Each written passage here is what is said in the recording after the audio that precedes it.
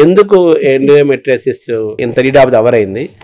ఏంటా endometriosis? So ఈ questions అన్ని ఆన్సర్ చేయాలంటే మనం ఫస్ట్ ఎండోమెట్రియోసిస్ అంటే ఏంటని తెలుసుకుందాము. నార్మల్ గా మన గర్భసంచిలో 3 లేయర్స్ ఉంటది. లోపల నుంచి బయటకు వస్తే ఇన్నర్ లేయర్ ఎండోమెట్రియం అంటాము, మధ్య భాగంలో మిడిల్ లేయర్ మయోమెట్రియం అంటాము, కవరింగ్ ఇస్ కాల్డ్ పెరిమెట్రియం అన్నమాట. ప్రతి నెలసరిలో ఎండోమెట్రియం ఇన్నర్ లేయర్ యాక్టివేట్ అవుతూ షెడ్డింగ్ అవుతుంది, పీరియడ్స్ వస్తుంది అండ్ మళ్ళీ కొత్త లేయర్ ఫామ్ అవుతుంది. ఇది కంటిన్యూస్ ప్రాసెస్ అన్నమాట. Every month every women will get a periods. కానీ కొంతమందికి ఈ మెన్స్ట్రువల్ బ్లడ్ మన ఫాలోపియన్ ట్యూబ్ ఉంది కదా, ఫాలోపియన్ ట్యూబ్ ద్వారా స్పిల్ అవుతూ లోపలికి వెళ్ళి అక్కడ కూడా గ్రోత్ అవ్వచ్చు. అంటే endometriosis is nothing but ectopic endometrial gland గర్భసంచి లేయర్ నార్మల్ పొజిషన్ లో కాకుండా బయటకెళ్ళి అక్కడ గ్రోత్ అయితే దానికి మనం ఎండోమెట్రియోసిస్ అంటాం. సింపుల్ లాంగ్వేజ్ లో చెప్పాలంటే ఇది వన్ ఆఫ్ ద థియరీస్ అన్నమాట. This is the probability endometriosis ఎందుకు వస్తుంది అని చెప్పిన కామన్ ఎక్స్ప్లెనేషన్ అన్నమాట. కానీ అక్కడ గ్రోత్ అయితే ఏంటి, బాడీ డిఫెన్స్ మెకానిజం లేదా అని మనం నెక్స్ట్ మైండ్ లో థింక్ చేస్తాం.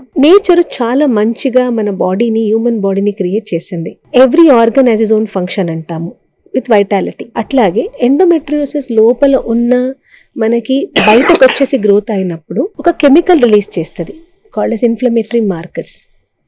ఈ కెమికల్ రిలీజ్ చేసినప్పుడు ఈ కెమికల్ ఎఫెక్ట్ ఏంటి, లోపల మనకి కనపడదు. నిదానంగా చుట్టూ ఉన్న రీప్రొడక్టివ్ ఆర్గన్స్, ట్యూబ్స్ ఉండొచ్చు, ఓవరీస్ ఉండొచ్చు, పక్కన ఉన్న మోషన్ పైప్ ఉండొచ్చు, యూరిన్ బ్లాడర్, యూరేటర్ ఉండొచ్చు. అవన్నీ నిదానంగా ఒక ఫెవికాల్ లాగా, గమ్ లాగా అడిషన్ స్టార్ట్ అయిపోతుంది. Over a period of time patient symptoms తో వస్తారు కదా, చాలా లేట్ గా వస్తారు. ఎందుకంటే లోపల ఏది ప్రాసెస్ జరిగినా మనకు కనపడదు. అవేర్నెస్ ఇస్ అ కీ అంటాం. ఏదైనా డిజీజ్ కి మనం అవేర్నెస్ బిల్డప్ చేయాలి సార్.